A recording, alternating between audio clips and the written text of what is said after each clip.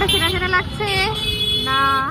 So hey everyone, welcome back to our channel. নতুন একটা ব্লগে সকলে স্বাগত। এই ব্লগে আসছে আমরা বেনারসে এসে কি করছি। এখানে আমরা এইদিকে মন্দিরে যাচ্ছি। এসেই তানা বানা তো দেখো, এটা তানা বানা একটা বেনারসি শপ, শাড়ি শপ। ওরা ওদের কার্ডটা দিল। মন্দিরে যাওয়ার রাস্তাতেই আছে এটা। আমরা এখন যাচ্ছি এখান দিয়ে হেঁটে। প্রচুর আগে এখন টোটো নামিয়ে দিচ্ছে। আমরা যাচ্ছি মন্দিরে যাওয়ার রাস্তায়। এখানেও কিন্তু প্রচুর বড় বড় হোটেল আছে। এখানে একটা দেখো হোটেল শিবয় গ্র্যান্ড, পেছনে ছিল গোল্ডেন পেটালস। যারা মন্দিরের কাছাকাছি থাকতে চাও তাদের জন্য এই হোটেলগুলো একদম পারফেক্ট।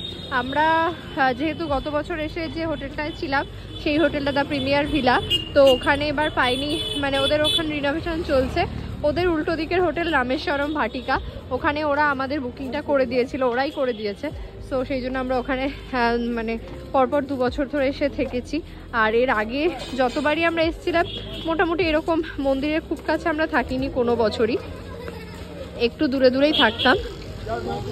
আমরা এসেছি গৌরী কেদারেশ্বর মন্দিরের গেটের কাছাকাছি পৌঁছেছি। এখন আমাদের যেতে হবে, হ্যাঁ এদিকেই হবে, এদিকে নো এন্ট্রি সব। তো এখানে দেখো, এখান থেকে আমরা যাচ্ছি সোজা গিয়ে ডান দিকে কাশী বিশ্বনাথ মন্দির আর দশাশ্বমেধ ঘাট। আমরা হাঁটছি, হেঁটে যেতে হচ্ছে। তো দেখো সেই মোড়টায় চলে এসেছি। কি ভিড় এখানে! যে মোড়টা এর আগের বার আমরা সেখান থেকে টোটো অটো ধরতাম, আজকে এখন কিন্তু কুম্ভের জন্য এখানে অবধি টোটো আসতে দিচ্ছে না। বহুক্ষণ আগে 1.5 কিলোমিটার আমরা হেঁটে এসেছি। এখান থেকে ডান দিকে গেলে দশাশ্বমেধ ঘাট, ডান দিক দিয়েও মন্দিরে যেতে পারবে, আবার সোজা গেলেও মন্দিরে যাওয়ার জন্য আমরা সোজা দিয়ে যাচ্ছি। তো সেই জায়গাটা মন্দির সোজা ডান দিকেও যাওয়া যাবে, সোজাই যাই। তো এই যে ডান দিকে দেখো দশাশ্বমেধ ঘাটে এদিকে, আবার সোজা গেলে মন্দির, আমরা সোজাই যাচ্ছি।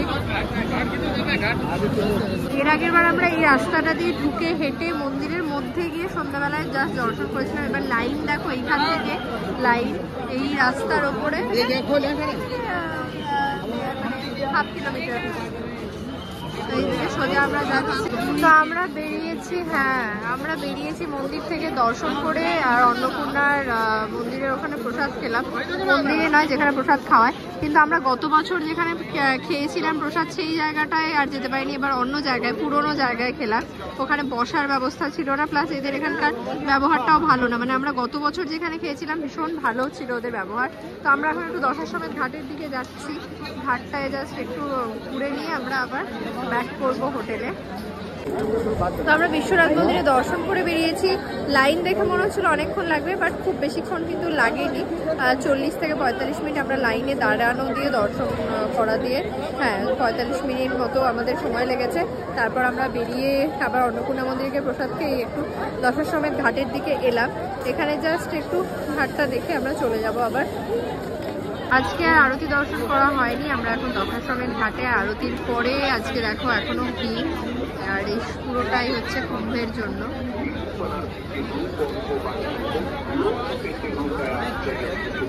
তো দশাশ্বমেধ ঘাটে এখানে দেখো দশাশ্বমেধ ভবন, এখানে একটা রেস্টুরেন্ট আছে Udupi to Mumbai, veg restaurant. এবার আমরা এখানে শৌচালয়ও আছে।